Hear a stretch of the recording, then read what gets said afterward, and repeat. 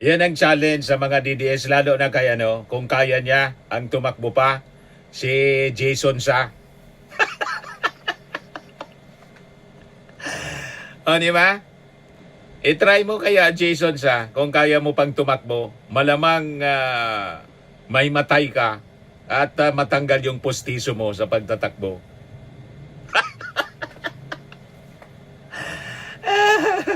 Hingal na po si kasi may hika itong si Jason Sa. Nang pumunta kami sa Congress, yung investigasyon sa SMNI, yung mga pagpakalat ng fake news, nalala ninyo? Last year, nandun kami ni Mrs. Hingal sa paglakad itong si Jason Sa na nagpakalat ng fake news na yung latest niya na pinost, naka-half mast na sa Palasyo Malacanang, pinapalabas, patay na yung ating Pangulo.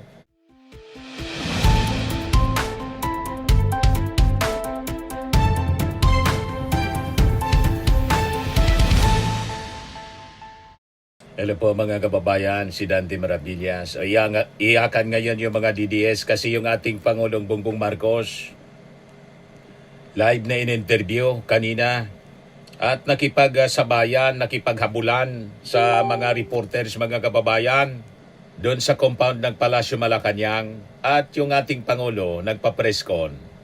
Nag-jumping jack pa si PBBM.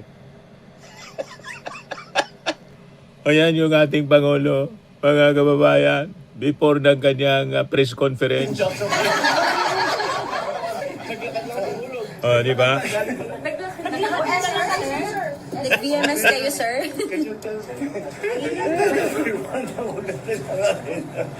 Diba? Mga kababayan. Hindi sa tape. I am carrying my statement for this afternoon, which is what I'm going to make. It is April 14. We're going to talk about the excise tax. So this has been done today. And I challenge anyone who are saying that I am sick, that they come and exercise with me. We will see who is stronger. You come to the gym with me. Tingnan natin kung sino mas malakas magbuhat ng weight. Yan o.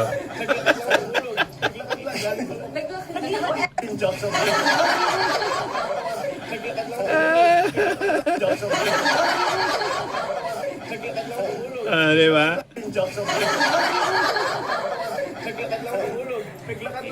Naglakad lang siya, mga kababayan. Iyakan sila ngayon, mga kababayan.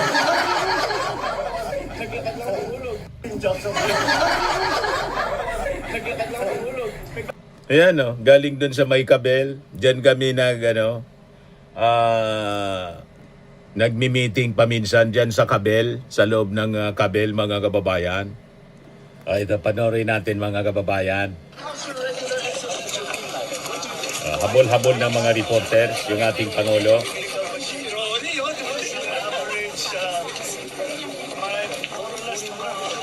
Ano yan? Kaluluwa na lang. Napakalakas ng ating Pangulo. How often, sir? I try for 4 times a week. I try for 2 weeks, 2 days on, 1 day rest. 2 days on, 1 day rest. Sir, before you were very quiet about answering your bashers and trolls. What was the breaking point? What was the tipping point? Bakit po kayo nag-decide to attack it otherwise today? Because people, I don't want people to worry. I don't want people to think that really that there's a problem. Because sa dami ng problema natin na hinaharap, because the war is actually, sa dami na hinaharap. Diba, nagkagulo yung mga reporter sa pagsalubong sa ating Pangulo. Ang bilis niya maglakad.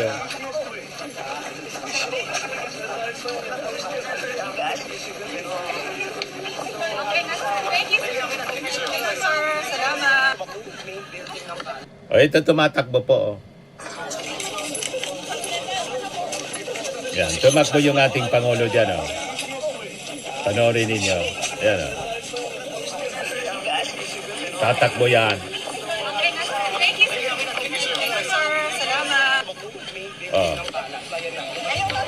Tumakbo na. Ayan.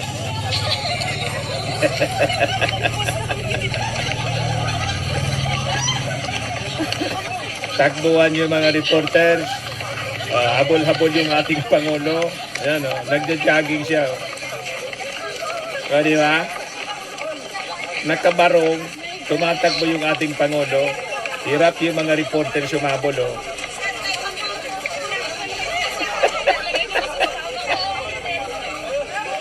Pati yung mga presidensya ano. Pati yung PSG, hirap habulin yung ating Pangulo. Ito pa, mga kababayan. Sorry po. Yan, ang ating Pangulo. Oh. Tama-tama, papunta ako sa gym mamaya. Tamang-tama niya, pupunta daw siya sa gym mamaya. What do you do? I do weights and then I go on the elliptical machine. Nag-gym siya. Once I average my more or less I work towards a heart rate. So 130 beats per minute. And that's daily, sir? Sir, No, How no. often, sir? I try for 4 times a week. sir, I try for 2 weeks, 2 days on, 1 day rest. 2 days on, 1 day rest. sir, Pagpasok niya sa palasyo, ito na ang ginawa ng ating Pangulo after na magtatakbo.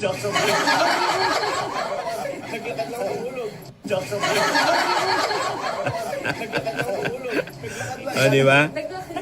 Naglakad daw lang siya. O, nakita natin kanina.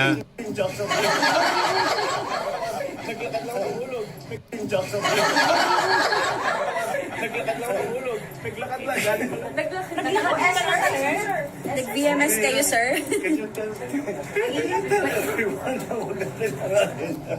Ano mo?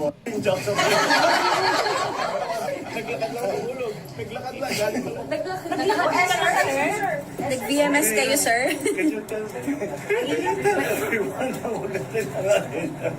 Ano mo?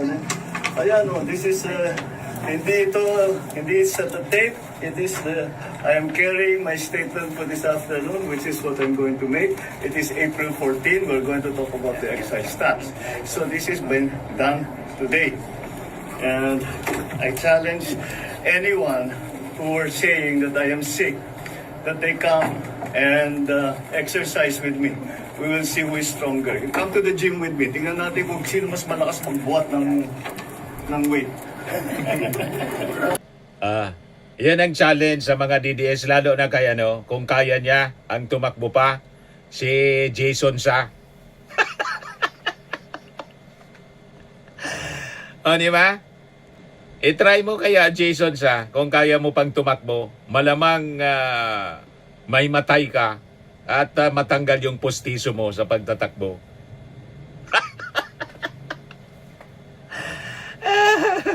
Hingal na po si kasi may hika itong si Jason Sa.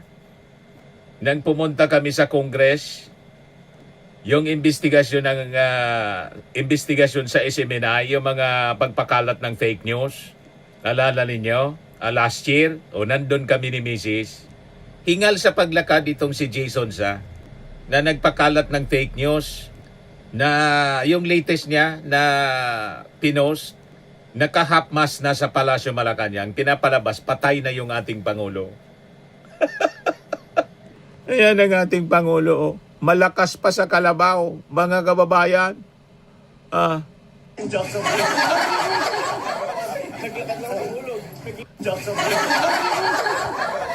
Diba? Naglakad lang, galing doon sa Kabel. Familiar ako doon kasi doon kami madalas nagtitipon-tipon, nagmi-meeting sa Kabel. Yan po. So anyway, ito po yung balita. Tinanggal po ng ating Pangulong Bongbong Marcos yung excise tax on LPG and kerosene. Ito na po. Anyone who are saying that I am sick, that they come and exercise with me. We will see who is stronger. You come to the gym with me. Tingnan natin kung sino mas malakas magbuhat ng weight. Di ba? Pero alam mo, gusto ko nga sabihin, ang mga kababayan naman natin, ngayon, tiniyak ko na makita ninyo na hindi totoo yung mga sinasabi nila, na kasinungalingan yan. Kaya mula ngayon, yung mga taong yan na nagsabi sa inyo na may sakit ako, na baldado na ako, ngayon alam ninyo, puro sinungaling ng mga yan. Kaya't lahat ng sasabihin ng mga yan, kasinungalingan. Kaya't huwag nyo nang paniwalaan kung sino man yung mga yun. Now you know who the liars are and who is telling the truth. Correct. And once again, I think it's very, very clear that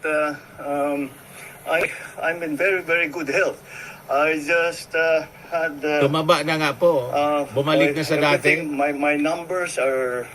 I just Bumalik had my na sa dati regular yung katawan niya. test and vitamins Sabihin and ninyo, everything. kaluluwa na yan. And I'm fine. O recycle I'm really quite na fine. video. The last time that I Live went to yan. the hospital was to have my CAT scan to show na yung diverticulitis ko gumaling na. So that was what? 2.5, 3 months ago? Mga ganon. So that's all these reports of me going to the hospital. I haven't been to the hospital for 3 months, and even then it was just to have a CAT scan to tell my doctors if the diverticulitis has completely been Okay na yung ating Pangulo. fixed, and I'm done. My diet is back to normal. My exercise is back to normal. I still exercise 3-4 times a week. I'm watching my food better than before. But, so people... I'm sorry? Maintenance medicine for, I have, 2. One for gout, which is lopurinol.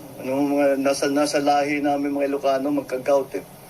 And the other is for high blood pressure, for hypertension. Those are the only 2 medicines that I take. The others that I take are nothing really. When I have allergies, I take an antihistamine. Pero wala naman ngayon. Aside from that, that's it. I'm not a great believer in supplements. If you eat well and you exercise regularly and you get regular sleep, yun lang I'd like to that we have been doing and try to mitigate the effects of the oil crisis. Umaasa sana kami na maganda na yung maging peace talks between the US and Iran. Ngunit mukhang hindi sila nakabuo ng deal. Kaya kailangan patuloy pa rin ang ating mga ginagawa para tulungan ang ating mga kababayan.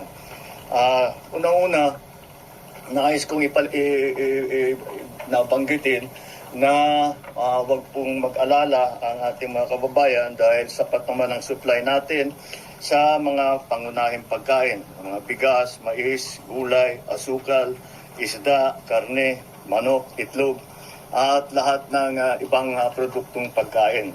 At nakikipag-ugnayan tayo sa industriya, patuloy din ang ating pakikipag-usap sa kanila. At hanggang sa katapusan ng Abril ay hindi magbabago ang presyo ng mga pangunahing bilihin. Kabilang na dyan, magsardinas, tinapay, instant noodles, bottled water, kape, gatas at delatang karne. Ikalawa, binawasan natin sa produktong petrolyo na direktang ginagamit sa pang-araw-araw. Dahil Yung April excise tax 14 na ngayon, na direktang ginagamit na pang-araw-araw sa pang-araw-araw na buhay ng ating mga kababayan. So sa ilalim ng kapangyarihan na binigay sa atin ng batas, tinanggal ko na ang excise tax sa LPG at sa kerosene. Ang katumbas nito ay 3 piso at 36. How much is this? 3.36. 3 pesos 36 ang bawas ng kada kilo ng LPG. Halos 37 pesos sa isang tangke ang mababawasan ng presyo. At 565 pesos 60 centavos kada litro ng kerosene. Ibig sabihin, mas mababa ang gastos at sa pagluluto at sa araw-araw na pangangailangan ng bawat pamilya. Pangatlo, inaayos na natin ang sistema sa pagpasok ng pagkain sa bansa para mapababa ang presyo, mapabilis at sa ganung paraan mapababa ang presyo. Inutusan ko na ang Department of Agriculture at saka yung Tariff Commission pababain ang taripa sa mga inaangkat na pagkain. Upasan ko na ang Department of Agriculture at saka yung Tariff Commission pababain ang taripa sa mga inaangkat na pagkain upang makatulong sa pagbaba ng presyo para sa ating mga namimili. Pero malinaw ang directive na ito. Hindi ito pwedeng gawing basta-basta. Bawat hakbang, malinaw ang proteksyon sa ating lokal na produksyon. Poprotektahan natin ang mga consumer, ang mga magsasaka at ng industriya. Yan ang ating hinahanap na balanse dahil everything, as you know, the economy is a complicated system. Kaya kung may gagawin ka sa isang bahagi, may epekto sa kabilang bahagi. Kasabay nito, pabibilisin na rin ang pagproseso ng mga permit tulad ng SPSIC, Certificate of Necessity to Import, para mas mabilis makapasok ang kinakailangang pagkain at mas mababa ang magiging halaga. Inalis na rin ang toll fee sa mga fish port upang hindi na ito makadagdag sa presyo ng ating mga pagkain. Nakikita natin na may mga magsasaka na napipilitang itapon ang kanilang ani dahil sa overproduction sa sobrang baba ng presyo ng bili. Hindi natin ito papabayaan magpatuloy. Kaya bibilhin na muna ng Department of Agriculture ang sobrang produksyon. Makikipagtulungan din tayo sa mga local government para bilhin din ang mga gamit na ito at magamit din nila para ipamigay nila sa tao. Ang pamahalaan ang sasalo nito para hindi masayang ang ani, hindi malugi ang ating mga magsasaka at mapapakinabangan naman ng ating mga namimili. At para sa mas maraming makinabang, papalawakin pa natin ang bentang bigas program. Dadamihan ang tindahan, habaan ng oras ng pagbenta, lalo na para sa ating mga senior citizen, para sa ating PWD at siyempre mga single parent. Pangapat, ibababa din natin ang gasto sa pagdaan ng pagkain mula sa pantalan hanggang sa merkado. Sa Cebu Ports Authority, sa Subic Bay, binawasan o sinuspindi ang iba't ibang binabayad na mga fees at para ito ay maramdaman ng tao at kahit tumataas ang ibang produkto ay hindi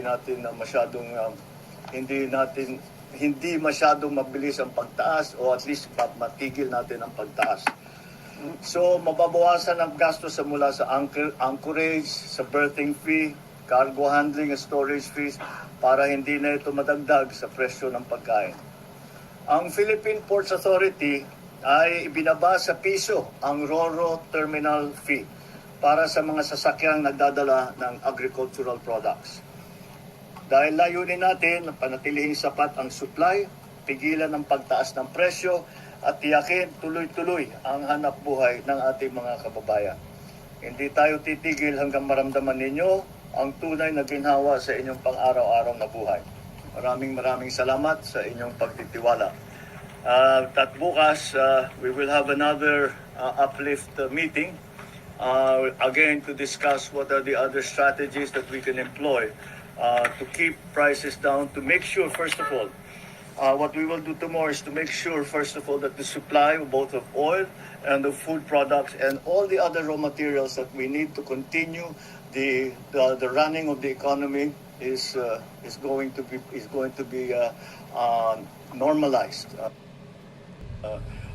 We, as I said, in one of the last press conferences I had, that it is very important that we watch the prices now. Oil we cannot do very much about, but we also have to make sure what we can look at and do that. That's why ito is centered dun sa presyo ng pagkain. All of these measures are mostly centered around the price of food, to keep the price of food down.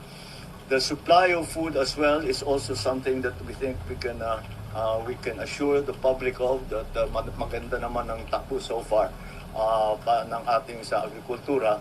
Yun lang, yun na nga yung mga nakita nating report na yung mga inani na produkto na hindi na basta iniiwang na lang masira dahil masyadong hindi masyadong mababa na ang profit. Halos walang kikitain. Kaya since walang kikitain, dahil tumaas yung presyo ng lahat at ganun pa rin ang presyo ng pagbenta, ay iiwasan natin yon. Kaya naman para yung mga farmer natin, yung mga producers natin, ay meron din silang kikitain. Market worth, kailangan para tuloy-tuloy ang kanilang pag-ani, tuloy-tuloy ang kanilang pagtanim. Dahil yun na nga, yung ina-assure natin yung supply ng pagkain. Supply at saka presyo. It is the balance that we are trying to achieve because simple lang naman ito. Kapag it's the same as kagaya nung nakita ninyo sa langis. Kung masyadong babain ang presyo ng langis, ay sasabihin ng mga importer, hindi na kami kikita, hindi na kami mag-i-import. Masisira naman yung supply natin. Okay? It's the same thing. Yung mga farmers, sinasabi nila masyadong mataas na ang binabayad namin doon sa transportation cost, sa lahat ng mga iba't ibang cost. At mababa pa rin ang presyo ng pagkain, ng kanilang ani. So hindi na sila kikita, kaya hindi na binababa. Hindi na dumadating sa merkado yung kanilang produkto. Kaya aayusin natin yan. We will continue to support the farmers, but we will also keep the prices down. The gap that we have to close will be closed by government. It will be government funds that we will have to use. We will have to take funds from other projects, other programs to make sure that is something that we have attended to. All right, so that's basically the announcement for today. I know that people have been asking about what we are going to do about the excise tax. I hope I have provided the answer for you today. And that will be again a point of discussion for us tomorrow at the Uplift meeting. And that's it for now. Thank you. Sir, how about the VAT? Will it be discussed din sa Uplift meeting? Yung sa VAT, there are also to suspend the VAT. Explain. Here's the thing with the VAT, especially the VAT on petroleum products. The VAT on petroleum products. We are going to get a windfall profit from that because tumaas yung presyo ng crudo. And because of that, all the importations will have at the present VAT rate, we will get funds from extra funds from that. Those if we take away the VAT on petroleum products, it will only help the petroleum market. What we need is funding to help the entire society. Hindi pwedeng yun lang, titignan lang natin is the petroleum. Kasi sinasabi ng mga tao, bakit puro transport workers ang tinutulungan nyo? Paano kami? Bakit the other? We also have to take care of the other sectors. So with the additional funding that we will get from the VAT collections, yun ang gagamitin ngayon natin to provide. That fund will not exist if we remove the VAT on petroleum products alone. So that's the reasoning behind. We will still examine it. Like I keep telling you, there's nothing that we are not looking at as a possible option. We are looking at all the options. If the time comes that it really calls for the time will come that the VAT should be brought down for whatever products, then we will certainly study it very well. Right now, the balance, the cost-benefit analysis between the VAT collections and the benefit to people, to ordinary people, still favors that we collect VAT and we use the extra funds to provide the subsidies, to provide cash benefits, to provide all of those subsidies that we have been able now to provide, that we have to provide now to people, to normalize people's lives. Sir, bakit po hindi nakasama yung diesel and yung... To be discussed tomorrow. Thank you, sir. All right. Thank you, sir. cellphone. Can you take my picture? I will run back. Di ba? Tatakbo pa rin daw siya after sa after na magpa-picture niya. I will run fast. Iyakan ngayon yung mga DDS. Ano kayo ngayon? Lalo na si Jason sa, o bakit hindi ka makipaghabulan kay PBBM? Siguradong lalawit yung dila mo. Ayan lang po mga kababayan. Ako po si Dante Maravillas. Bye-bye. God bless.